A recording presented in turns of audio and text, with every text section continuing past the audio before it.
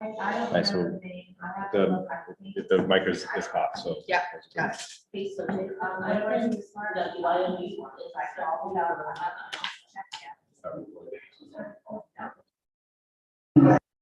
We're all set up. I can see if I know. I think I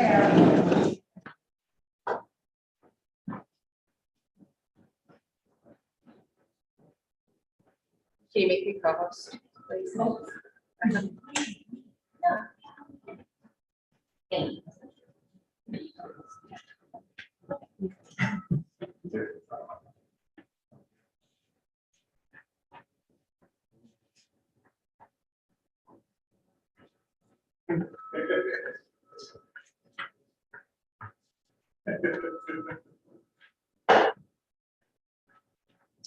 Okay. So good morning, everyone. Welcome to the Southborough Board of Health meeting on Tuesday, May 24th, 2022 at 9:30 a.m. All board members are present in person. This is a hybrid meeting, so the public is welcome to attend in person or through the Zoom link.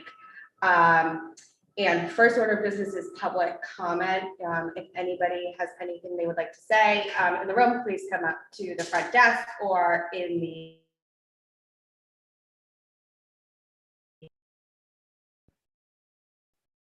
Okay, I don't see anybody for public comment. Thank you. And next, so the second agenda item is abutters of Ken's Warehouse and their engineer. So I'm going to welcome Ms. DeMaria to give us an introduction and then hand it off to her engineers.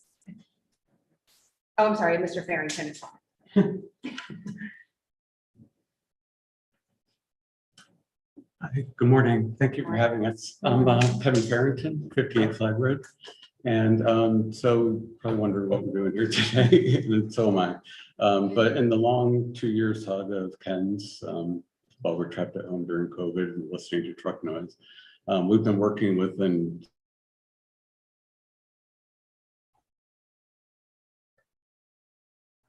online from Tech Environmental. And so these are just experts that we've hired personally to help us make sense of it all. And in the long, 2-year interactions with Ken's, we've heard a lot of wild and a sound wall can't work. If it does work, it needs to be 80 feet high. It would need to be in our backyard. We would need to block off all our windows. So it's just endless assertions, but no one ever actually did the work to figure out what could work and what would work. And so we funded Tech Environmental to look into that and see, given the sources of noise down at Ken's, which we think are trucks at the loading bays, idling, and with the refrigeration units idling. They're also parking empty trailers out in the parking area. And we think those are idling out there. We think there's trucks moving around on the site.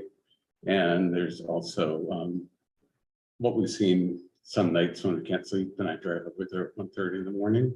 I can see trucks lined up along the parking area with drivers asleep in the cab. Idling. So it's basically that last one kind of makes it like a truck stop. And so we've asked Mark to look at all of this and try to come up with a plan to see what could work, what could protect the neighbors from the health issues from this. So Great. I'd like to turn it over to Mark if possible. And just so the public's aware, the report from this team of engineers is available online. It was posted with our agenda. So if anybody's following along, they can view it on the town Southborough website with the Board of Health. So thank you for that introduction. And we're looking forward to coming up with a resolution for you and as well as the other neighbors who are impacted by this. So thank you for coming. Mark, I assume you can hear us okay? Yes, I can. Can you hear me? Yeah, we can. Yeah. So let me just allow you to share your screen. Are you the one that's going to share the presentation? Yes, I do. Okay.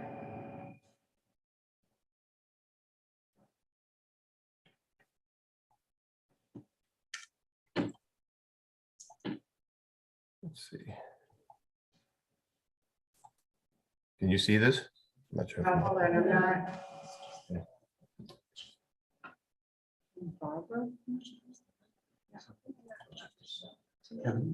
No, not yet. Barbara, can you make him? Mayor Wallace, I can't make him a host or a panelist. He's a panelist already. Yeah, can he share screen now? It says I'm still disabled at this point. Hold on. Okay.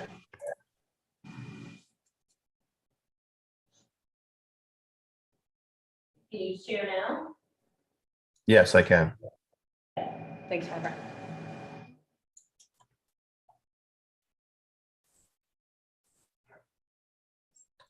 So can you see my presentation?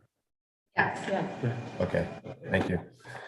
Good morning, Madam Chair and the board. For the record, my name is Mark Wallace. I am with Tech Environmental. I'm a vice president at the firm. I have 35 years of experience as an air quality and sound consultant. I'm also a qualified environmental professional, and I'm also a member of the Institute of Noise Control Engineering. So I'd like to thank you for this opportunity to present our findings of our April 29th, 2022 sound wall modeling analysis report.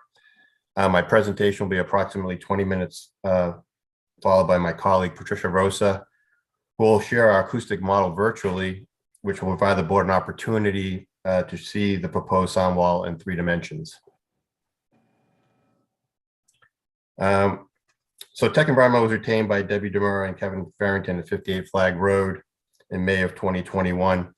Our first task was to perform a peer review of the June 2020 Ken's Food Sound Study prepared by David Colt Consulting. The results of our peer review were presented in our May 18th, 2021 letter that was provided to the Zoning Board of Appeals.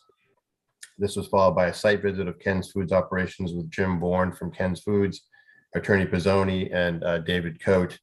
I was given a tour of the interior and exterior facility operations, and I was able to observe a busy afternoon of loading dock and parking lot operations.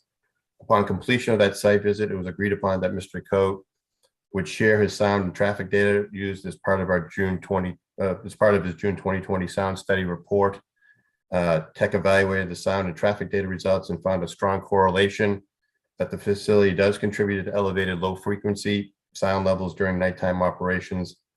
Our findings were summarized in a letter report that was dated November 12th of 2021. The next several slides will provide an overview of what is sound versus what is noise before presenting our acoustic modeling methodology and results. So sound is obviously everywhere, but noise is defined as unwanted sound. And there are different types of sound. It's continuous sound like you would hear from air conditioning or even from trucks idling. And then there are impulsive sounds that you would hear that can be either sporadic or intermittent, that can be very annoying. An example of that might be a wind turbine as the blade passes the stanchion area that can cause an impulsive noise. The side effects of noise is obviously loss of hearing, stress, accidents, behavioral effects. All of these have negative impacts on the health.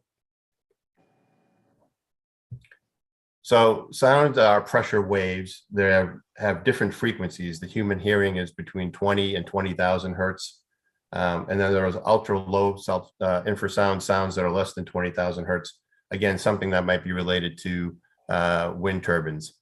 So for example, of these different frequencies of sound, if you think of a piano key, the highest piano key would generate a high frequency sound of over 4,000 hertz. A middle C key would be something of a lower frequency sound of say 260 hertz, and the lowest C on a piano key would be 33 hertz. So you can tell the sort of the range of frequencies where on a piano, it gives you some kind of perspective of these frequencies. So sound is measured in a decibel scale, and it's a logarithmic scale.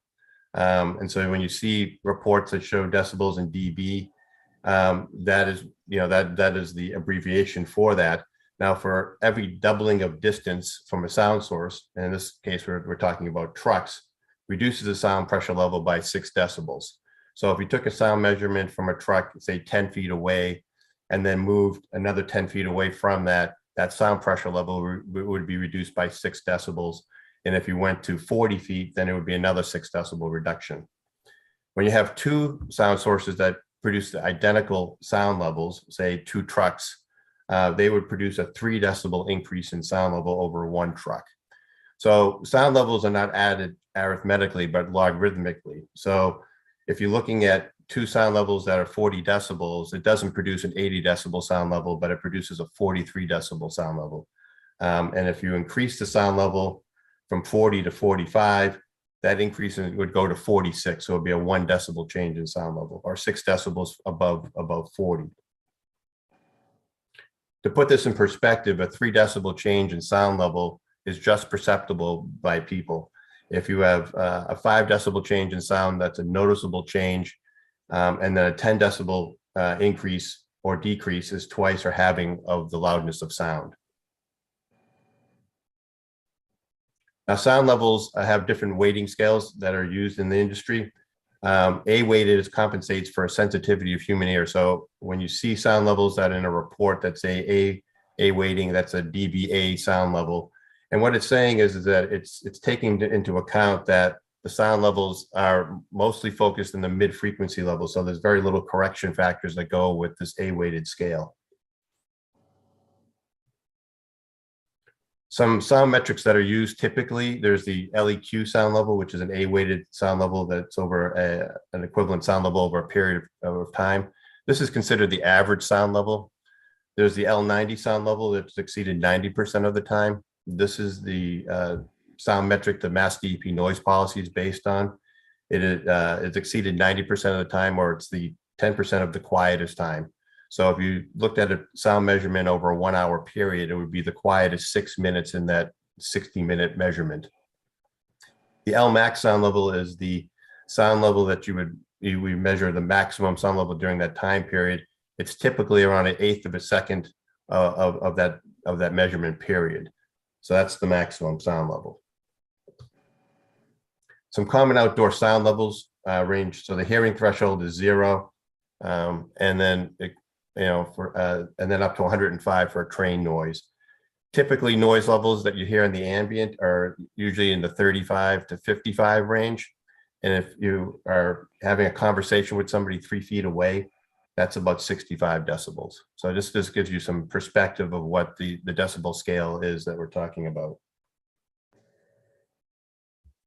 So before jumping into our presentation of our sound wall analysis, there are some other options that could be used at the facility. Changing of our operational hours to minimize trucking activities late at night. We know that Ken's is a 24/7 operations, and that's something that they're not willing to do at this point in time. Eliminating truck idling and complying with the Massachusetts anti-idling regulation. That limits vehicles from idling no more than 5 minutes at a time, although that regulation does exclude refrigeration trucks, but it could be something that could be implemented, as self-police by Ken's Foods for the other idling trucks in the parking lot area. Providing electrification connections for the refrigeration trucks is certainly another option, where the trucks would plug in to an electric connection. Thereby, the trucks would not have to be idling to run the refrigeration portion of the trucking. That would reduce noise pollution as well as air pollution. And finally, strategic locating of sound barriers, which is obviously the purpose of this presentation. So the sound wall modeling analysis we performed was using with the acoustic model. It's a 3-dimensional model. It's called CADNA-A. It's an industry-wide approved acoustic model. And the modeling was to determine the dimensions of the sound wall on the western side of the site abutting the parking lot. So the modeling that we did was not to try to demonstrate any kind of compliance with the Massachusetts DEP noise policy, but rather to evaluate how much sound attenuation we need to achieve from that wall. So we evaluated sound attenuation of total sound, as well as looking at low frequency sounds at 63 hertz, which was identified in the Ken's Food Sound Study report. Now, the goal here is to achieve at least a minimum of a 5 decibel sound reduction.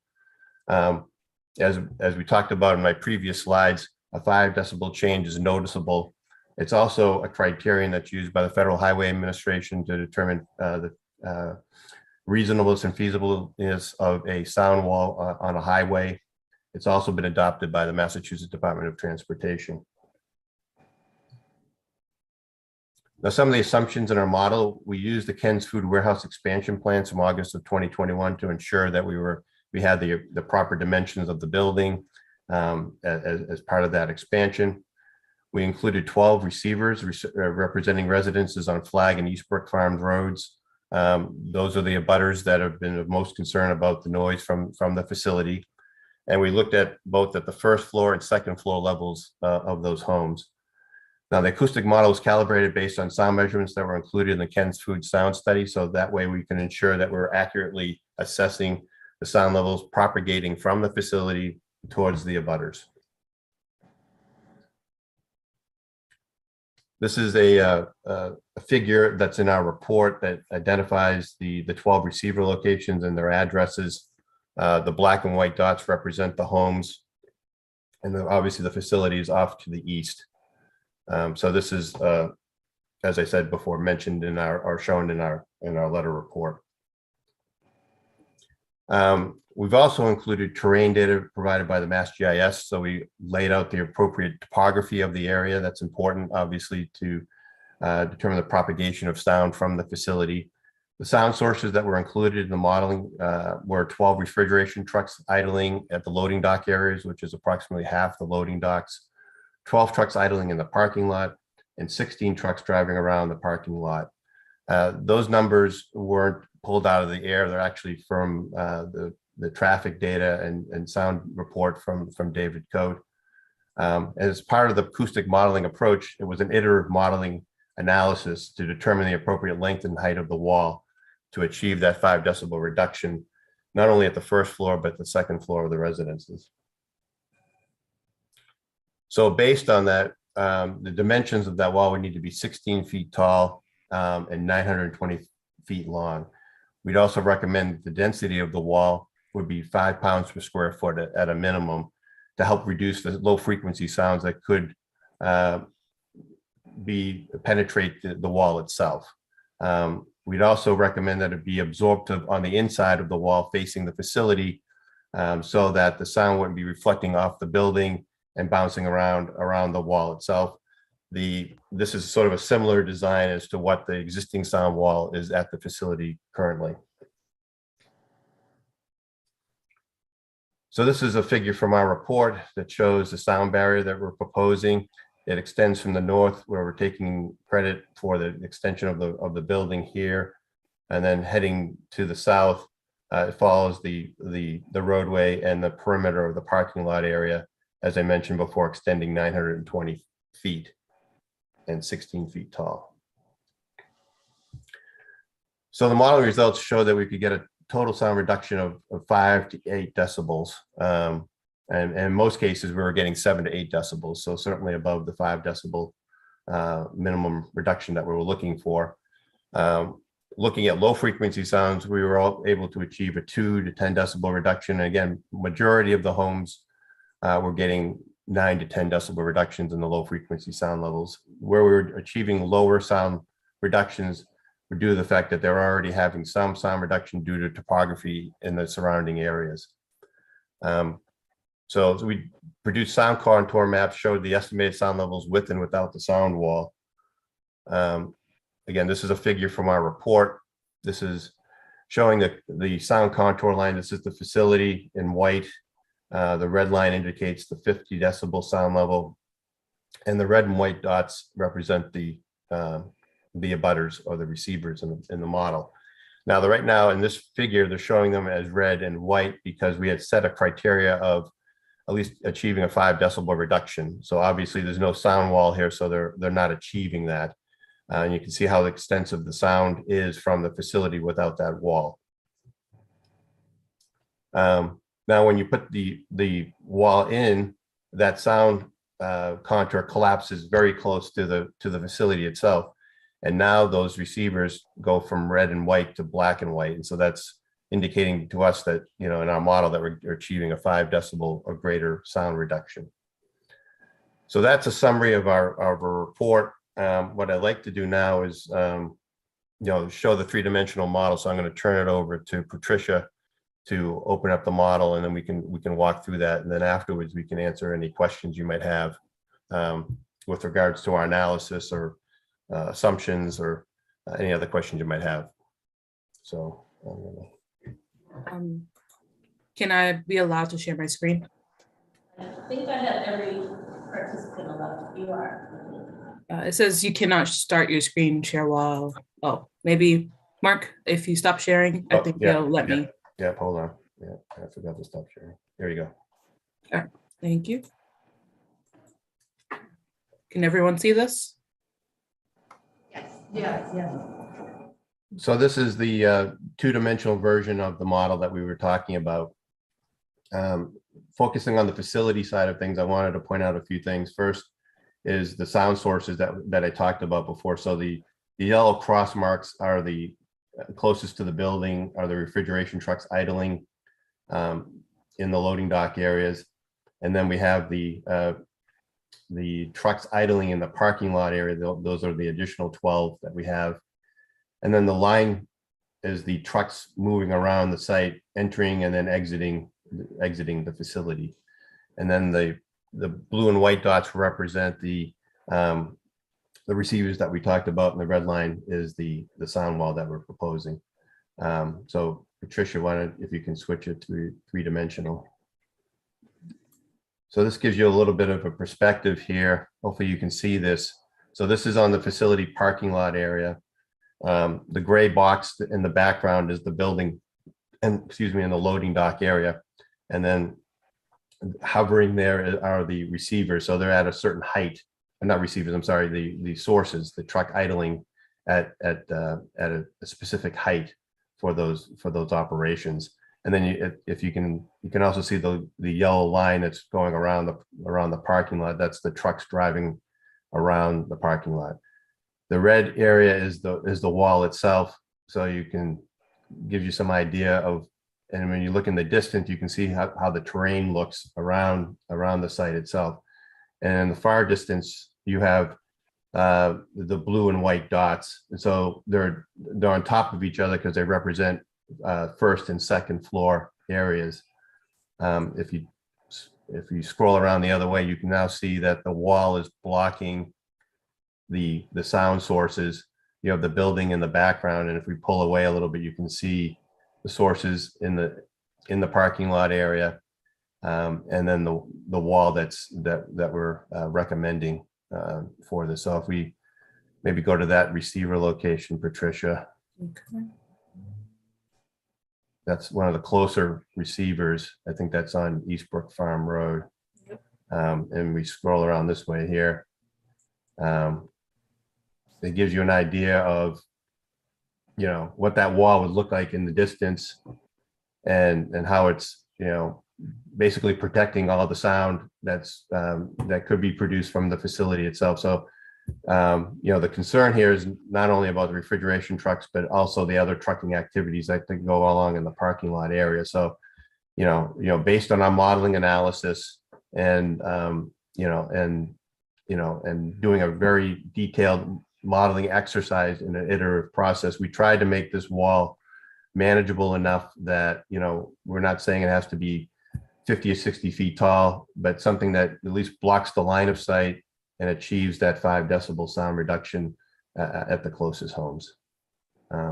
So that concludes our presentation at this point, and I'd be happy to take any questions from the board.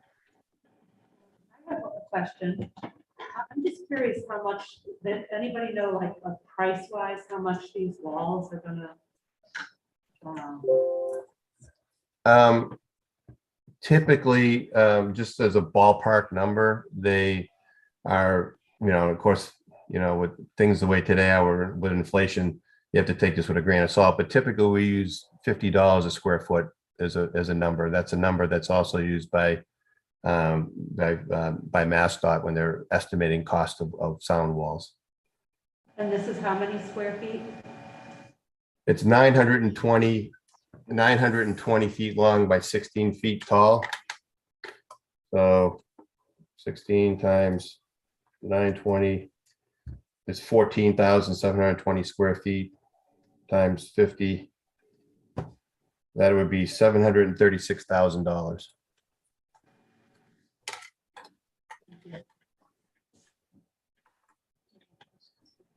Okay, Safra, do you want to? My only question was, thank you, by the way, for that excellent presentation and all the hard work that's been put in. Looking back, it seems like there's a lot of idling that we can control with Kent as well. Do you have any, obviously it's all contributing to it, but how much can we mitigate right at the source? And maybe that's not the scope of this talk necessarily, but it seems like using electricity to refrigerate and not idling the parking lot are two obvious sources that can actually be eliminated, as part of the reason. And again, and also looking at it from an environmental point of view. And I don't know if that's in the scope of this talk or not. I think that's probably more for when Ken's Right. comes in and, I think the last time that we spoke with them, I think that is the ideal situation, is that they do plug in. I think the issue is that this part of the country is not there. Like the truck, Right. they could install, it sounded like, and I don't want to speak for them, and we can talk to them about this next week, but that the trucks aren't ready for that. But I hope that's where we're Right. headed, right? Go ahead, Debbie. I just think it's important to know that Ken's doesn't seem to have a good handle of their trucks. We asked them, I think in the meeting that Heather organized, what percentage of their trucks have the capability for plug-in, and they said they've never collected that information. So based on what we know, I mean, trucks are global, they're across country, they're not as regional as they used to be. And Ken's has even said, Mr. Pizzoni has said that for example, states like California have had these sort of electrified parking units required for the last 20 years. So I think it's really like naive to say that we don't have anything over here. Mhm. We know, because you can actually follow truckers who go to different facilities. By the way, Ken's has a facility in Georgia and Las Vegas. Mhm. So they've got trucks coming across the country to each of the 3 facilities, and there's other trucks. So those trucks have capability for plug-in. I'm not sure why Ken's has resisted that, but I suggested to them a long time ago that they could be a leader on the East Coast and provide it. And it would certainly be something for the neighbors. I just want to also add that Ken's has not done anything since the operations were changed from the east to the west side. Had they, the wall would have been much more, inexpensive, let's say, a few years ago, because we know that the prices have doubled. Right. That's not our concern, because their problems are being pushed to the neighbors. I also want to just mention that, we're not organizers. We're here as, individual butters. But what I have done is collected information from various, hearings. There's been like 20 hearings over the last couple of years, whether it's noise bylaw, Board of Health, ZBA, or planning, where different neighbors have shown up and, voiced their concerns. I think it's important to know that that one house at 24 Flag, which really extends the wall, that full 900 and something feet, that was the original report. And so if you look at that location, in fact, it's not, Mark hasn't shown it here, but the reduction in decibels would be not as, I guess, significant as at our home or some of the others on the west side. Regardless, that person had videotaped his windows and doors rattling. So I think it's important that, because we see that Ken's is going to come back with some small little, wall or something like this just for us. But that was a police report from a neighbor on 24 Flag. And we know that that whole area is impacted, which is why I give anybody who has lodged a complaint or mentioned that they're hearing noise at any of these public hearings, that was the information that I gave to Mark. So in terms of the size of the wall, I think we have to, I was asked a long time ago, and I'll be honest with you, by our attorney, are you trying to represent the neighborhood or yourself? I can't represent the neighborhood because I'm a board member, right? But I do think that if we're going to do the right thing, we have to kind of pay tribute to the person who kicked off this whole thing by going to the building inspector to wonder like what the heck was going on and put in a police report. And the police report found truck idling. So Ken's will come forward and say, no, this is only refrigeration. We only have to enclose in the refrigeration units. It's totally made up.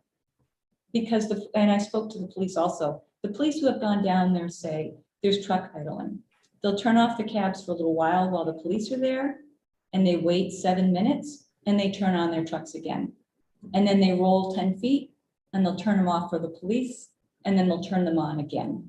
And it's like a little game. I don't believe, honestly, that Ken's has control over that site. So Dr. Medina is asking these good questions. We've never believed that Ken's has control over their sites. We believe that they have control over their, what they call their fleet, which Jim Bourne has said is only about 20%. So it feels like a truck stop, it sounds like a truck stop, and it is a truck stop. So yes, there's other things that can be done. And as Mr. Wallace said, they sort of refuse to acknowledge the noises even coming from their place. And just lastly, I'll say they have some new data or something that they're going to present the next couple of weeks. This is Ken's own data. This is the only data that was collected at my house at 58 Flag Road and at 24 Flag Road. Since then, they've done some monitoring, which I think is good, to be honest. But honestly, they should have been monitoring for the last 10 years.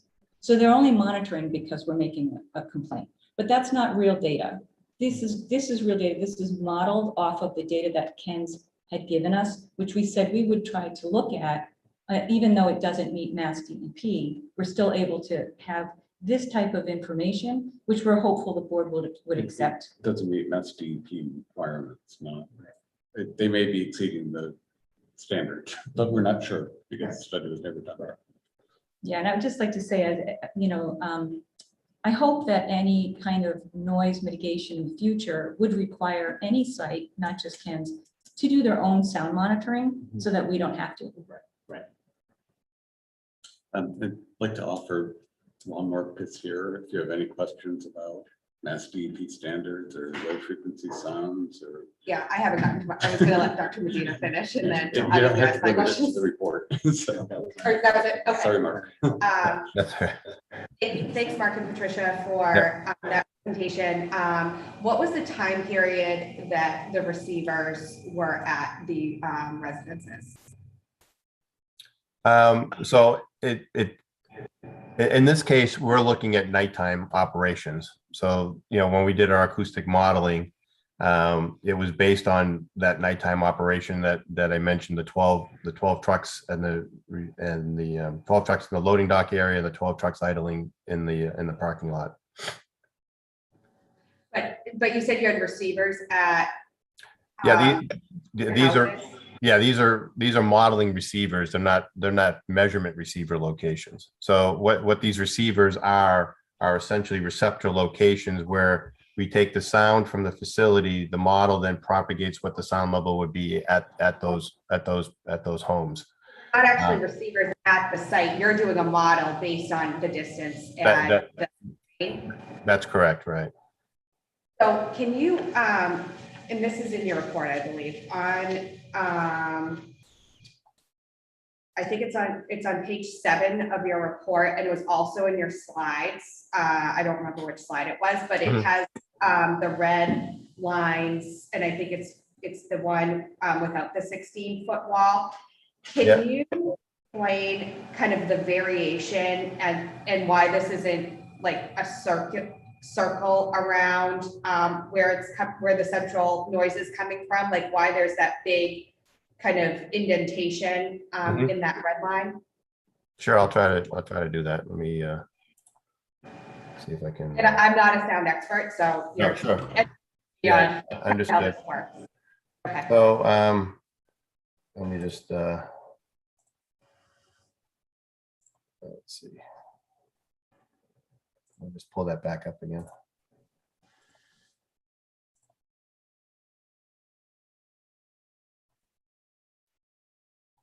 Yeah, that's it. Right, and then right. So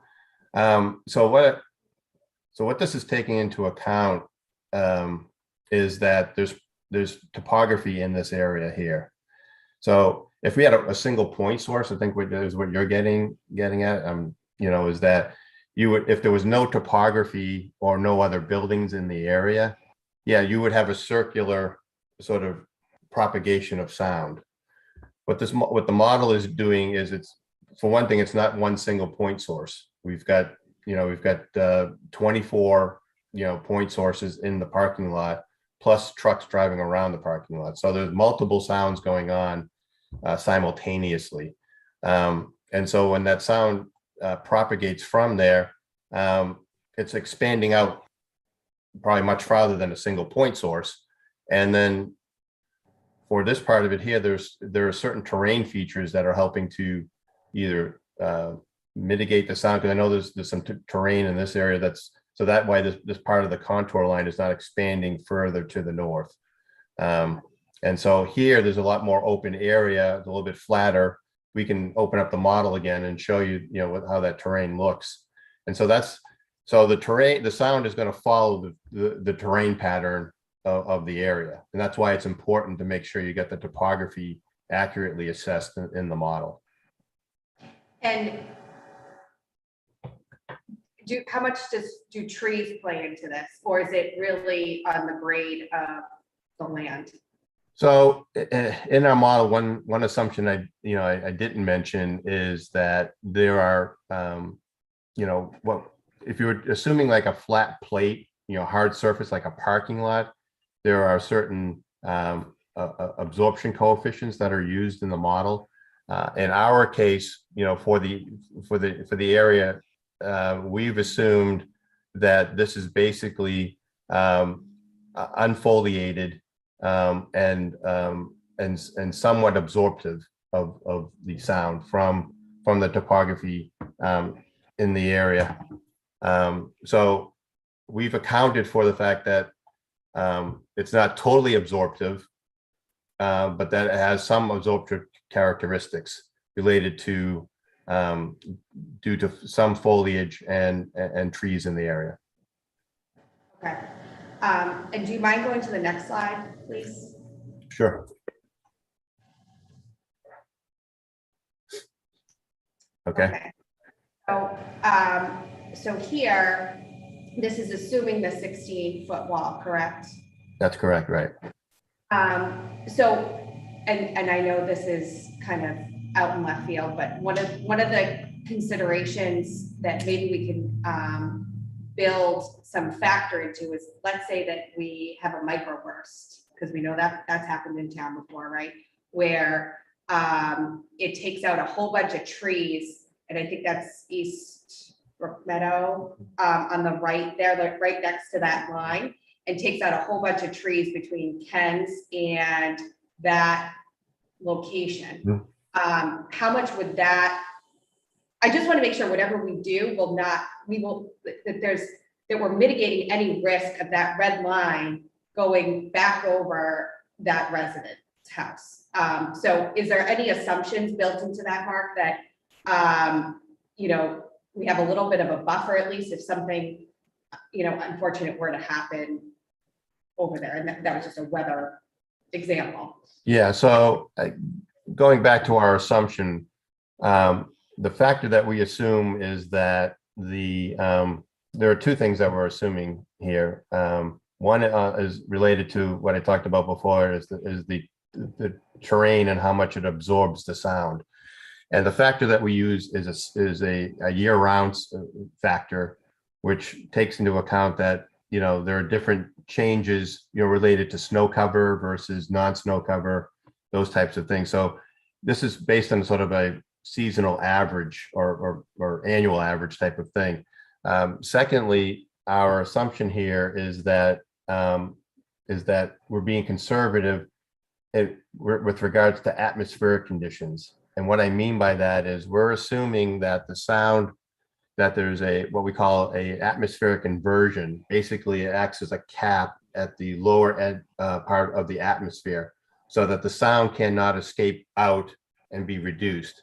It essentially assumes that the sound is sort of trapped in the lower levels of the atmosphere, and that sound can propagate even further than during normal atmospheric conditions. So what we're representing here is the farthest extent of that sound contour line, based on these, I wouldn't say worst case, but, less frequent, atmospheric conditions, that would propagate that sound further closer to the neighbors.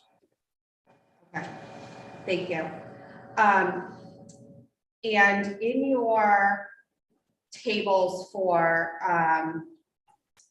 each address where you show the predicted sound wall reduction, Mhm. do you have a table that shows the actual frequency or I'm not sure exactly what the measurement would be for each of those locations as it currently sits with your 12 refrigeration trucks idling, the 12 idling in the parking lot, and the 16 trucks driving around? We, That's something that you have. we can certainly show what the sound levels would be. Again, you have to take into account that's just the sound from the facility itself. It doesn't take into account any ambient conditions. So we could provide that information and show you what those sound levels would be with and without the wall. But for the purposes of this analysis, really just wanted to focus on the sound reduction rather than the actual predicted sound levels at the homes. So I understand that the report was not based on ambient, so that's probably why you didn't include it in here. Is that accurate? That's correct, because we haven't done any ambient sound monitoring, correct?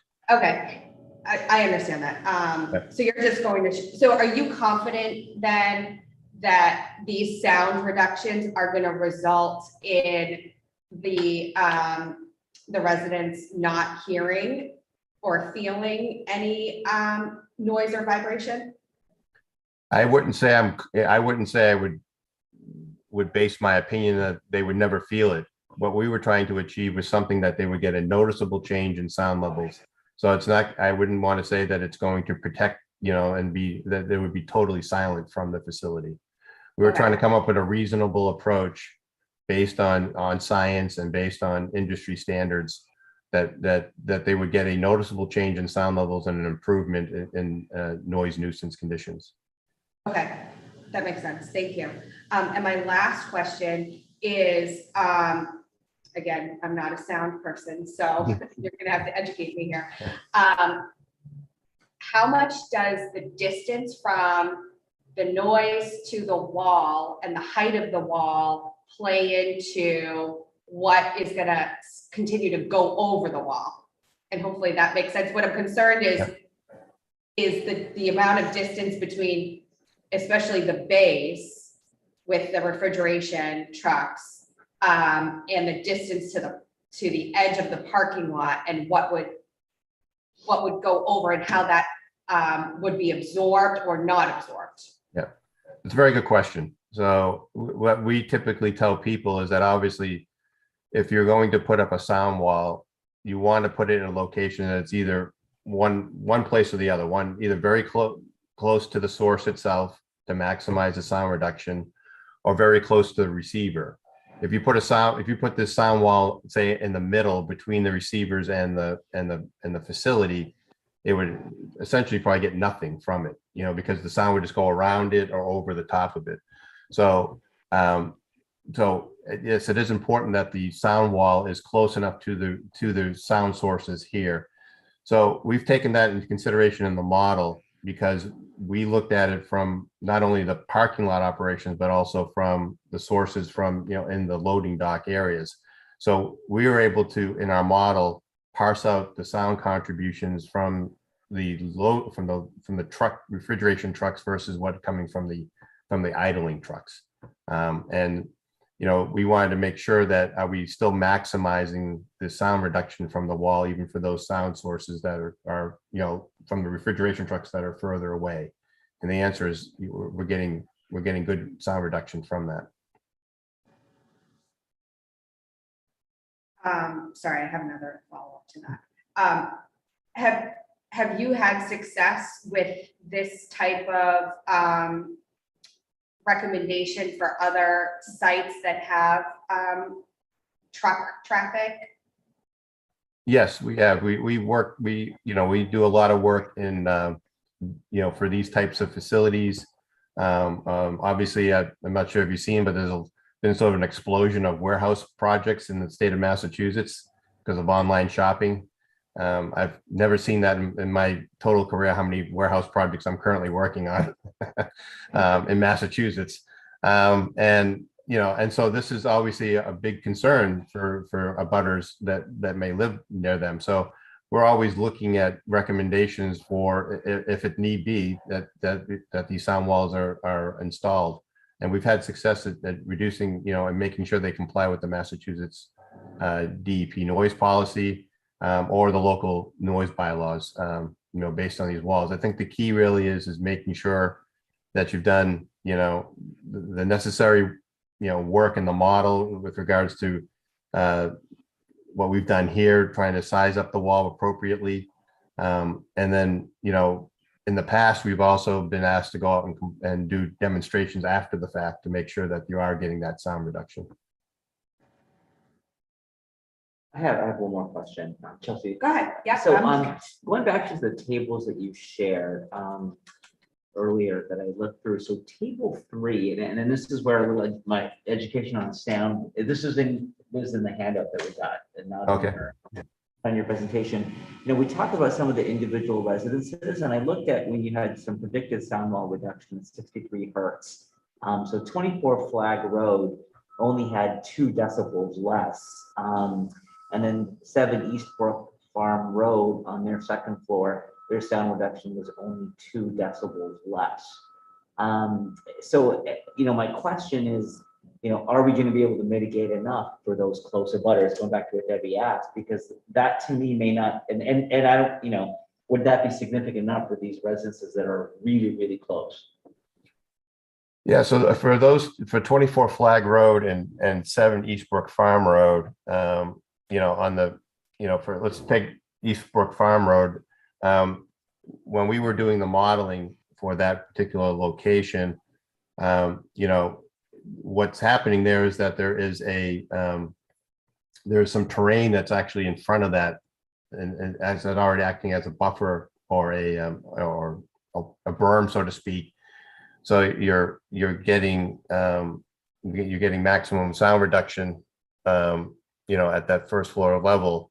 But when you get to the second floor, you're above that sort of berm area, so you're only getting about a 2 decibel reduction there at the second floor level. So without for every if you wanted to make the wall taller, you could possibly do that. We were trying to play within sort of the parameters of at least getting a 5 decibel reduction on the first floor level as much as possible, without making the wall seem like you had to go to 20 or 25 feet tall. What concerns me is that's where people will be sleeping at night, and so one of our goals. Yeah, I understood. Yeah, and that's always a concern about that. Exactly. So if you wanted to get a 5 decibel reduction there, we'd have to look at that a little bit more closely.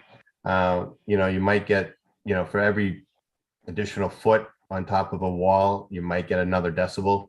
So that's just sort of a rule of thumb, so to speak. So, we'd have to look at that a little bit more closely for that particular location.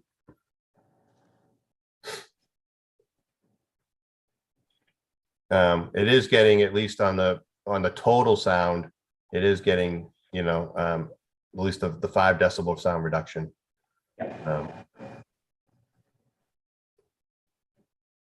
Go ahead. Come on up. Yep, and name and address, please. I'm Brad West, 48 Flag Road. Just want a quick question related to what you're proposing here is fantastic. I think all of your assumptions are great. I'm just wondering what would cause such a discrepancy between what you're proposing and what I'm hearing Ken's has been proposing, right? I haven't seen any stats from Ken's, but they're saying they want, let's say, a 60-foot wall, but you're proposing a 16. Can you explain what would drive such a huge difference there? Just for the record, I think they're proposing 20 feet high. Okay, 20 feet. Okay. And 375. That's not quite, different, but I guess. Just so you know. Sure, that's perfect. That's actually super helpful. By 20. Thank you. Yeah, so I believe Ken's is offering a wall that would be in the middle of the parking lot, focusing on trying to reduce the sound primarily from the refrigeration trucks. We believe that could certainly help for sure on the refrigeration trucks. Our concern and our client's concern is that there are other activities going on in the property, in that parking lot area that are that's causing noise. That wall would not be effective of reducing the sound, because those trucks idling on the other side of the wall there would be no benefit from the wall reducing the sound on the west side of the wall. Certainly on the east side of the wall closest to the loading docks, you would get your maximum sound reduction for refrigeration trucks. And I certainly believe that that would be the case with that proposed sound wall. The concern really is about the trucks driving around and the other trucks idling in the parking lot area. Have you validated their model? So have you run their model through your system to kind of see what they're proposing? So you're saying we would see a 6 decibel delta, but through your models with their solution, would we see a similar solution, or would we still be, we'd see a 1 or 2 decibel difference? If I understand your question correctly, they've used the same model. As my understanding, they've used the same model that we're using. It's an industry standard that's out there. We have not seen, any, information from that. I know they prepared a report recently that I haven't had a chance to review at this point in time. But yeah, certainly there could be, some things that, both parties could share their models and look at that a little bit further. Thank you. I'm going to just see if anybody online, go ahead, and I'll do that. It's Debbie Demira. I just wanted to bring up one additional point. So Mark was discussing whether the foliage helps with the sound mitigation. There's also been some discussion about putting up screening or trees right around the perimeter. So I think we can fairly, with confidence say that that's not helpful either. But I want to bring up a point that the 12 trucks at the bays and I think it was 12 more that are in the parking lot are not actually pulled out of the air. Sorry, Mark, I know that's what you said. It's from the aerial photo, but you guys know because you did the food inspection, and also several members of the zoning board did an inspection while I was on that board. There's many, many more trucks than 12 at the bays and 12 parked refrigeration trucks. There are 26 bays, and we know that 10 bays are have the capacity for refrigeration. Ken's could today make all of those bays refrigeration. And it's my understanding, I'm not 100% sure about this, but I believe they could do that without going through any of the boards to get any permitting. So I heard one thing that you guys said, I think it was you, Heather, that from your discussions that if a refrigeration truck is even carrying one item that's refrigerated and the whole truck has to be refrigerated, in my opinion, then with the way I understand the trucking industry going, which is a learning curve, but this could mean that there's going to be more and more trucks that are holding one item, and soon 100% of the trucks down at Ken's could be refrigerated. And they could easily take the balance of the 16 bays and make those refrigerated bays to increase the number of compressor trucks or whatever that they're having down there. So Ken's has made a statement that they're kind of maxed out with this facility, that this would be the last expansion that they plan to do. It's quiet, it's on the east side, it's robotics and all that kind of thing. But at the bays, they can certainly do a lot more. They can make 16 more bays capable of taking more refrigerated trucks, which would mean more refrigerated trucks in the parking lot. And then just to say that the number that Mark mentioned, 12 at the bays and 12 and some circulating around. When I was serving on the ZBA, and I asked, for their inspection, how many, well, it was a visit, not an inspection. I was told there were it was right before Memorial Day, actually, last year, and I was told there were 60 refrigerated trucks. And in fact, we have gone online just on Google Maps, and we can see aerial photos, and we have counted well over 25 or even maybe 35. I think in one shot I could count 43 refrigerated trucks. And so this is just online aerial photos. So if that changes in the future, that could really change this picture in my mind. And so more than ever, we need some sort of a wall. It's to me outrageous that the operations were moved from the east side to the west side without any protection for the neighbors. So I thank you for trying to protect all of the neighbors. We're here for ourselves, but I do believe that no one purchased their home thinking that this would happen. And I think that we kind of owe it to them to come up with some sort of mitigation. That's not the quick and dirty smallest wall to get one house to stop complaining. Really, it's the whole neighborhood. Thanks. Thank you. And I'm going to go to the audience. Mr. Farrington. Can you hear us? Hi, can you hear me? Name and address, please. Yes, Grant Farrington, 58 Flag Road. Yeah, I just wanted to say, I think, thank you, Mr. Wallace, for your presentation. I thought it was great. I just wanted to point out that, there's been kind of a lot of casual conversation about the fact that there's truck idling at the property down at Ken's Foods. And, truck idling is illegal under Massachusetts state law. Any vehicle that is idling for in excess of 5 minutes for, that's not crucial to their operations is illegal. And so I think this is a major problem at Ken's that needs to be resolved. And I would urge the Board of Health to look into the truck idling that's happening down there, because it is a major, as well as a noise issue, it is a major environmental hazard. The pollution from constant truck idling of 15 trucks or more is horrible for air quality, and I would urge the Board of Health to examine that. Thank you. Thank you.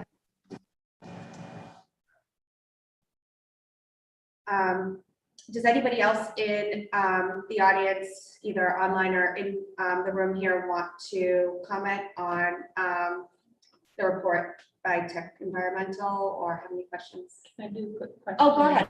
Sure. Mark, thank you. Two quick questions. One, how do wall noise mitigation work differently with like low frequency noise versus a regular frequency noise? Or maybe there's not really an answer for that, but I just. Yeah, so low frequency sounds are long wave sounds. And so the concern about the low frequency sounds is it has a tendency to either go through walls if they're not properly designed, or actually can go around or above the wall. So when we were looking at our analysis, we not only focused on the total sound, as I mentioned before, but looked at the low frequency sound levels. And so when we were in our model, we could target certain frequencies, and in this case we were looking at the 63 hertz sound level because that's the one that seems to be of most concern based on the sound study that was done by Ken's back in June of 2020. And so that's why we focused our analyses both on that low frequency sound as well as on the total sound. I'm not sure if you heard my response. Are we still?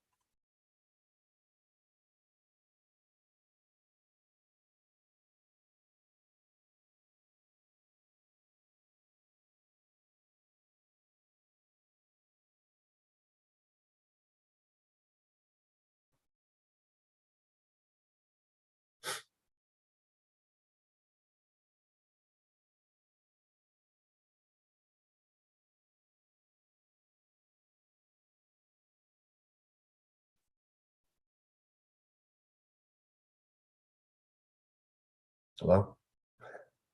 Yeah, I'm not sure. We can't see them or hear them if they are talking. Are they talking? I have no clue. I don't know. I'm hoping they can hear us and now no. Yeah, hopefully.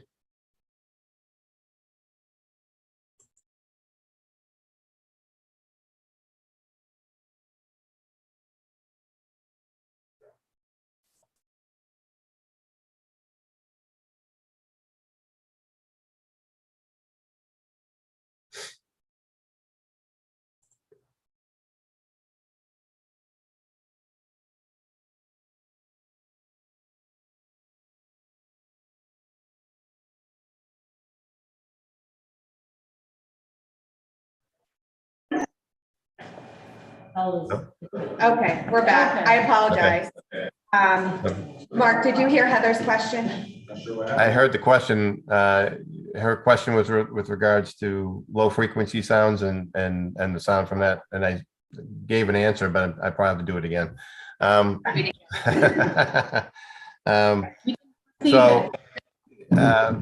So we, in the modeling, we not only look at the total sound, but we can look at and pinpoint certain frequencies of sound, because the concern about low frequency sounds is they're long wave sounds, and they can have a tendency to be more, they can penetrate a poorly designed wall, or actually go around a wall if it's not designed properly. And so the focus for us was to make sure that we're achieving at least that 5 decibel reduction as much as we could for the abutters on the low frequency sound level, as well as the total sound. Okay. And one other quick question, with the wall, modeling you've done, have you actually been, when you went on site at Ken's, and kind of roughly how long would this wall take to build, but also are there considerations, is it in the parking lot, is it on the grass, is there any considerations with potential? It's if you're from a structural standpoint, again, I'm not a structural engineer, but the area is relatively flat in that area, so there's not a lot of for the parking lot area and stuff. I walked around the whole parking lot area and into the back of the site, saw the existing sound wall as well. So it's again, based on my acoustic feeling on this thing, it's a relatively easy approach to design the wall and put it there. There's no big hills or other terrain features that have to be concerned. I'm sure there are other drainage issues and stuff that have to go along with the parking lot itself, but I'm sure those are things that Ken's is probably looking at for the proposed sound wall that they have. Thank you. Mark, you're probably aware, but Ken's is coming in next week with their sound engineers. And unfortunately, we just couldn't line up schedules to get both of you at the same meeting, but you're more than this. We record all of our meetings and they'll be available if you cannot attend. And, I think we're looking to come to some conclusions in the shortly so that we can move forward and hopefully get something in place prior to the next. Yeah, I had planned to attend the meeting virtually anyway, so. Okay. So I'd be interested in hearing what they have to say, as part of their study, so. Yeah. Okay, excellent, great. Debbie, Nathaniel Stevens is here. Do you want me to bring him over? Yeah, I just want to recognize that we have an environmental attorney, Nathaniel Stevens, who's joining today. And Nathaniel, I don't know if you wanted to add anything, but it was offered that you could come over to speak. Thanks very much. Can everyone hear me okay? Yeah. Good. Thank you. Yes. Thanks. I had another meeting, so I joined late, but I just did want to echo Debbie and Kevin's thanks to the Board of Health for looking into this issue. Very much appreciated, and giving Debbie and Mark and Patricia the time to present their findings. And we look forward to hearing what Ken's has to say at next week's meeting, and I think continue the dialogue further. So thanks. That's all I had to say, but thank you very much. Thank you for coming. And thank you, Mark and Patricia, again, for all of your time this morning, and Debbie and Kevin for, engaging and bringing this forward to our board to review. Anybody have anything else they want to add? Okay. We have some other items that you can continue with, but thank you very much Thank you for coming this for all morning. your work. Yeah, thank you. Thank you. Mark and Patricia, feel free to hang out or have a good rest of the day. Thank you. All right. Do you want to continue? Do you guys have time to continue, or okay, then maybe we can check some more of these things off. The hard stuff is 11. Okay, I think we should be able to get through the rest. This is just carryover from last meeting. Heather, do you Heather. want to do the summer intern? Yes. Actually, I know Debbie had asked about this last week on the Okay. noise complaint policy. So just to update you, one candidate sort of logistically, no, but I have a candidate, who's coming July and August through the UMass Preventive Medicine Program, probably gonna look about 8 to 10 hours a week. And so I had some proposed ideas, that I just wanted feedback on for various projects that he could work on. He's in the preventive medicine training. He grew up in Florida. He has experience in Florida in a county, like in a local health department that way. So he's fairly Great. Seasoned, wonderful, man. He is sort of a year in at UMass for his MPH project. He's doing a, education campaign at, liquor stores in Worcester. Basically the kind of corner stores that he has approached some of the owners to provide education on site about the importance of hydration. And so some of the owners have partnered with him, and he says it's helpful to sort of get to know, the small business owners, and for a benefit for the small business, they are selling more bottles of water with his kind of poster that he has on site. Anyway, so that's, we could endorse that for Southborough. And then some of the projects we had mentioned, in addition to doing sort of statistics and the weekly COVID numbers, but the update on social media, there were some other projects I was thinking about. I guess briefly, just to tell you, sort of kind of 5 projects you could look into. I don't think you can do them all. The noise, looking in at the other towns and looking in at our Board of Health, proposing some regulations. Secondly, looking at air pollution and climate change. We now have 4 of our 5 sensors up and running as of yesterday, Oh, excellent. and we're getting there. And, to include, a plan for what we're finding out, have reported out to the residents, and, the impact of climate change on their health, potentially some education material on the website. That was idea number 2. Idea number 3 is on chronic disease prevention and wellness, mental health wellness, kind of in relation to the lifestyle sector information that we're speaking with about the schools, that we are thinking towards the fall for potentially having a kind of wellness health fair, and that kind of alongside folks who can't, attend, to meet with different topics for your health, such as nutrition, activity, sleep, stress reduction, that perhaps we could have some educational materials, again, potentially on our website. So that all fits together with kind of some lifestyle tips that can help in many ways for our residents. Let's see, idea number 4 was about in our town for private well owners, and actually potentially speak with potentially the boroughs. I imagine there are other towns that have private well owners. There is recent work being done, funded in central Massachusetts, about well water quality for private well owners, and just to see where we're at in terms of, I don't think our counties, some nearby towns are eligible to get kits for free to test their water. But anyway, to look into. Because I'm on a well. Yeah. We don't have the free. We don't have the central, right, we don't have that.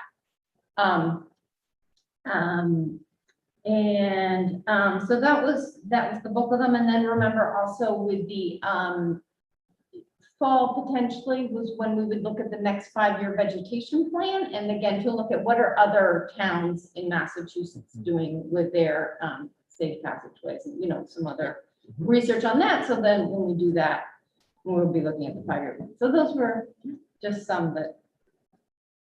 So I think the noise is kind of number 1 on Yeah, my list. I would agree. I think, with the passing of the noise Yeah. bylaw. I just think it fits in well Right. with like next steps for us. And I think it's better if we can have some sort of tracking and Right. and then look at what we should be doing in terms of, you know, like what we just discussed is if there is a noise complaint, having you know, the sound study that's going to be based on ambient, right? And having a policy around that, I think will just give us more direction. Yeah. That's And then why, I may, no, I mean, that will be a definite, and Okay. then maybe have him weigh in on some, how else. On what he's interested in. Okay. I would think. Yep, is that good? Okay, great. And when does he start, Heather?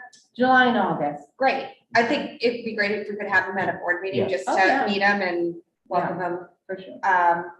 Yeah, that's awesome. Okay, and we have him for 8 weeks? He's awesome. Yeah, it Ish. works out to about 8 to Okay. 9 weeks. Awesome. Yeah. Okay. Consideration of, Consideration committee health Yep. assessment, this was proposed by Northborough in their role of sort of lead for greater boroughs. So this is something that different towns, organizations have done with a community health assessment, which helps to kind of prioritize, you know, get a lot of data and helps to prioritize health needs going forward, and usually it's used to then create a CHIP or community health improvement plan. These things are not inexpensive. The town of Northborough kind of spoke with a third-party vendor who does this to kind of look at, they were looking at the project that third-party vendor had done with other towns.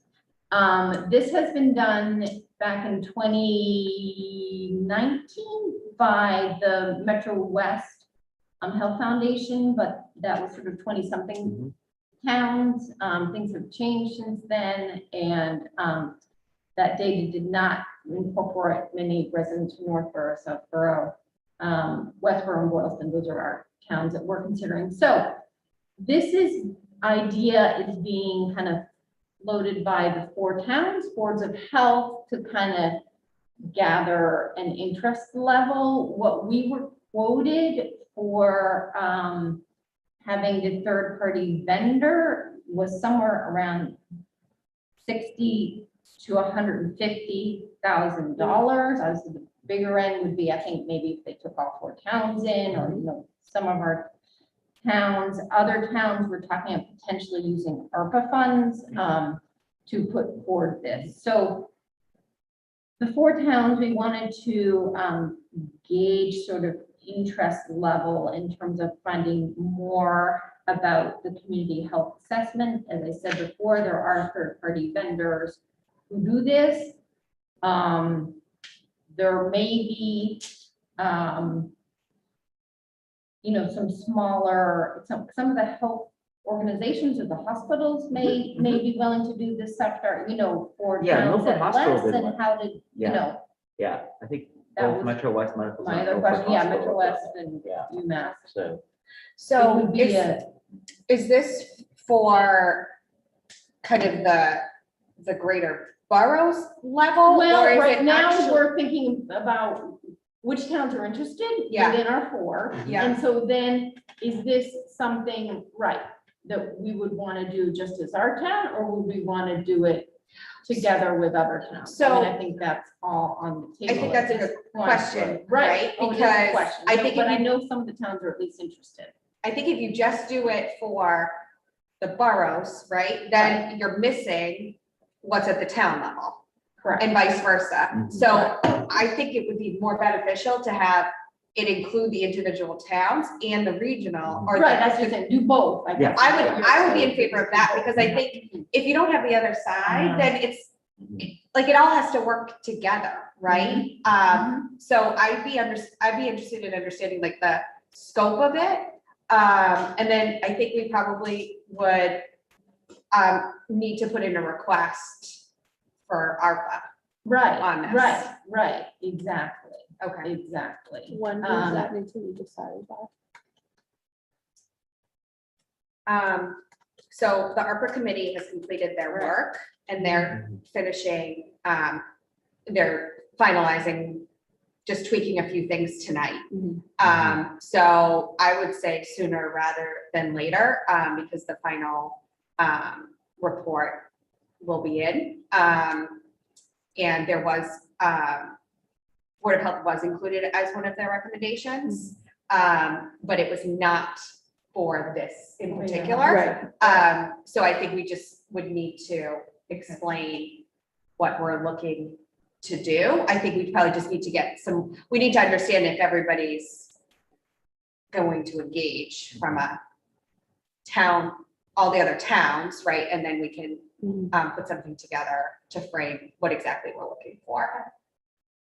And I assume this would go out to bid. Yes, yes. And yeah, okay. And Safdar, do you know anything about like one of the hospitals? Yeah, I'll actually email looked you, into I'll this? email all of you Milfords. They did it last Okay. year. They did 2021. So I'll Oh, email you good. their. Oh, so it's email. recent. Yeah. And would I can that email be you what they less did. potentially than the third-party vendors? See, I think their health foundation, which is grant funded, did Yeah, it. no, I it think, could be yeah. less, right, or not. So I can Right. send it to all of you to look at. Okay, that'd be great. Thank you. Right. And that might just help us. Sort of, there's be a able to- different path, I guess, Okay, actually than doing it via some of these public health third-party vendors. Got it. You know, kind of consulting. so is this Sure. something that the greater boroughs is going to vote on at their next meeting? Or is this, This is, right now, they were just gauging interest. Okay. Like they wanted to, each Board of Health sort of just gauge interest. okay, And if all four Okay. towns are interested, then figuring out the details. Okay. I guess at this point, that's where we're at, but, And what about our Metro West grant? the COVID, Yeah, yeah, should we use funds from that or not? we might have a little bit. Okay. Okay. So I think we're interested, subject to funding, right? Like we just Right. don't know. Right, We don't right, interested, and you have a good point, if we are gonna proceed, I mean, I suppose we could do one just Southborough, say if the other towns weren't interested, but if the other towns are interested, just Southborough plus, you know, an evaluation of the region. Yeah. You know, things that regionally would be helpful. All right, well, I'll circle back. to the Okay, towns that'd be and great. see who's Thanks, interested. Okay, so that was opiate settlement funds. I don't know if that ties into this. Oh, go ahead. I'm just thinking here. Oh, funding, no, is well, that- those are specific. How's that to specific? opiate. Yeah. Okay. I don't, yeah, that, I think would not need that. I don't know if everyone is aware, but there was a multi-state abatement money that is a large settlement with 4 opiate manufacturer and distributors. And so in Massachusetts, apparently a good percentage of that is going to municipalities. So it's sort of a opt-in for municipalities. And basically, Southborough is opting in, I know Northborough is opting in. And this is to be used, I mean, sort of prevention, education, you know, ideally evidence-based programs, a harm reduction, and, you know, treatment and recovery. So this is opiate specific. Southborough, we don't know exactly when, but I think sort of summerish time we'll be getting the funds. I believe it's roughly, I'm more like a rough number, it's like 50,000 this year. And then it's roughly 20 to 30,000 a year for about 15 years. And so Taylor and I have been discussing with other departments, Youth and Family Service and EMS Fire, about potential use of these funds here in Southborough. And then there's also sort of the regional consideration as well with our Northborough, Southborough Substance Abuse Prevention Coalition. So in terms of locally, we had proposals, and my understanding is when we get more of a date on these funds, that select board would take different departments' thoughts for fund. And like I said, within the departments, we're already talking with the other departments about Southborough ideas. So some of the ideas there is within Southborough, and then I know sort of Northborough and potentially regionally, we're looking potentially at hiring sort of a coordinator, substance abuse prevention coordinator, sort of like kind of manpower, if you will, like hiring.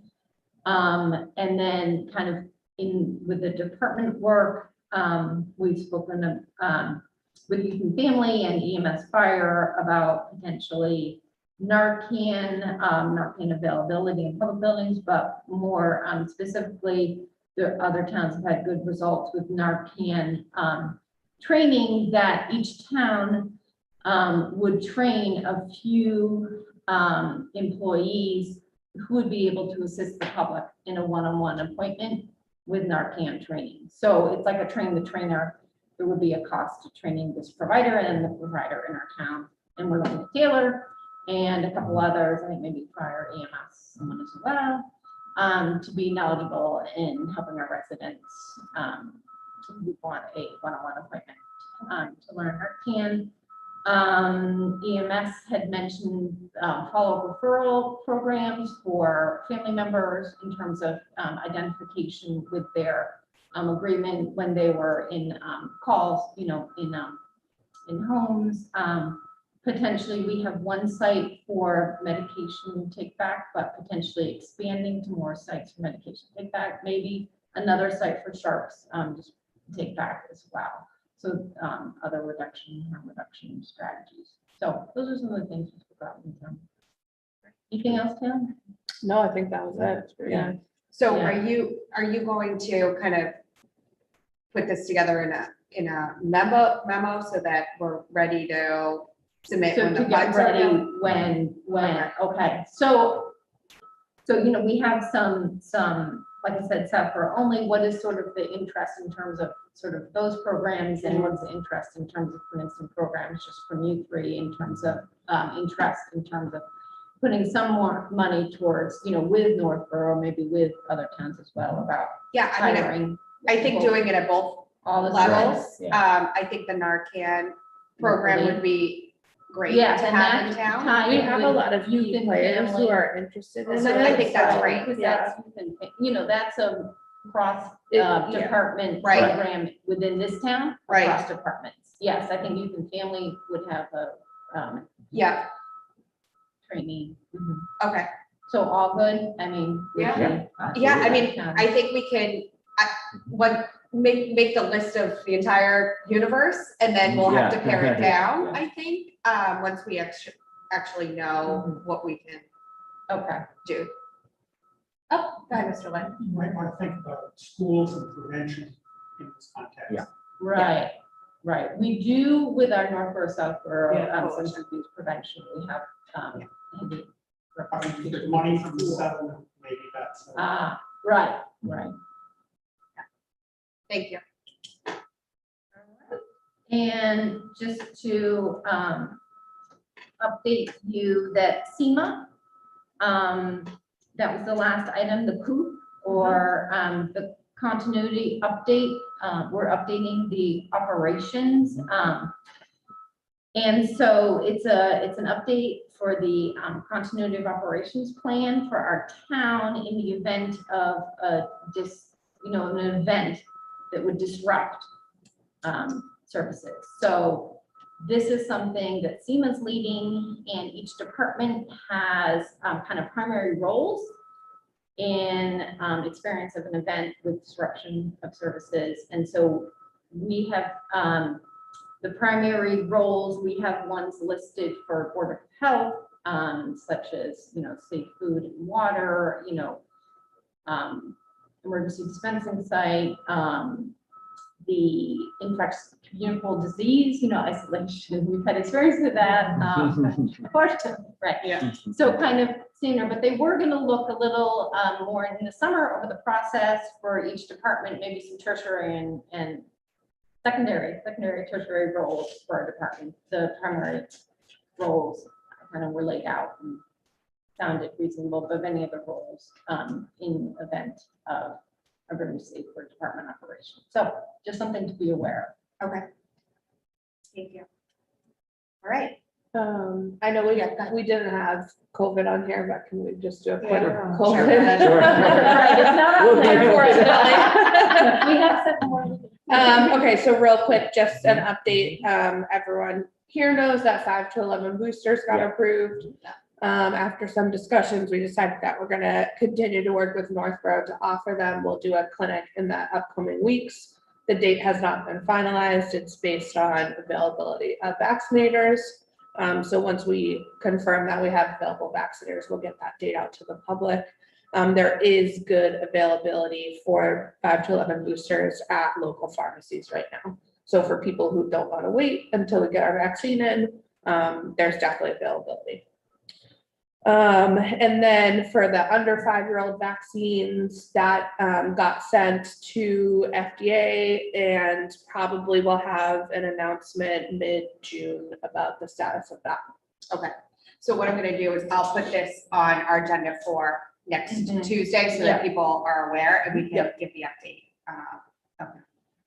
And as far as like actual COVID cases are related, we saw maybe a small decrease this past week, nothing super significant, but the wastewater data did start to plummet. So good news there. Hopefully it stays on that trajectory. Get outside. Right. Get outside. Yeah. All right, great. So we have a special meeting next Tuesday to On hear. that point, so we have Yes. a new person doing the schedule, and although I requested it off, I didn't get it, but I'm gonna work to switch. Okay. it, So I'll keep you Okay. posted. All right, keep us posted. My plan was to do an executive session I know. before that, so just let me know, because Okay. I would like you to be there for that, and if not, then we'll figure another time out. Okay. And we can always do that just remotely Absolutely. Okay. if we need to. Okay. And then I'm expecting that we'll probably have another June meeting. Okay. If we can get it into the 10th, we'll try to do that, but my guess is that we'll have to have another Ken's discussion in June. Right. We have a regular meeting on the 10th Yeah. and then July 12th. The Right. 10th, we could do in person, the 12th will be on Zoom. Okay. And the letter did go out to abutters. I probably should have said this at the beginning of the presentation on sound, but a letter did go out to the abutters last week. So they were given notice that this was happening today and next week, and how to view the meeting. Right. I'm gonna go to public comments. Another written for you. Go ahead. So I just wanted to call your attention to the draft of the master plan. that's been released. Yeah. Yes. I sent folks an email about it. Yeah. I was concerned when I saw how little there was on public health. There was not a single goal or recommendation for public health in the paragraph that was there. I don't want to be rude, but I would say it involved magical thinking about, core services, about regionalization, solving all problems.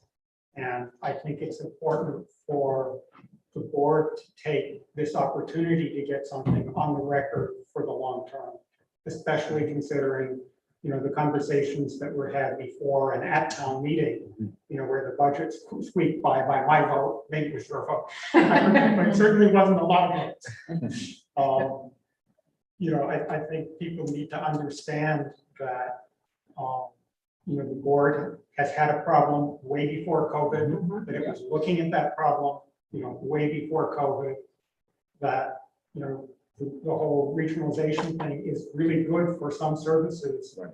But, as I said, when Dr. Faison was giving his report, you can't regionalize local knowledge, you can't regionalize empathy, you can't regionalize trust. And those are the things, that our core staff provides to the community. So I think it would be a missed opportunity not to suggest something more substantial. The deadline, I think, is like the end of this week.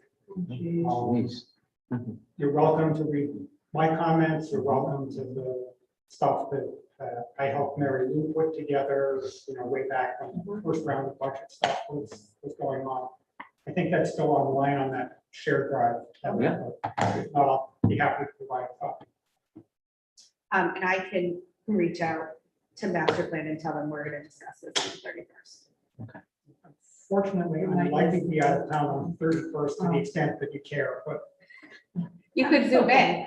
actually, I'm where there's no phone Ah, service. That's awesome. That's a true vacation. I'm finding bamboo with invasives. Well, But anyway, I just didn't want to let the opportunity go by because obviously, I think it's important.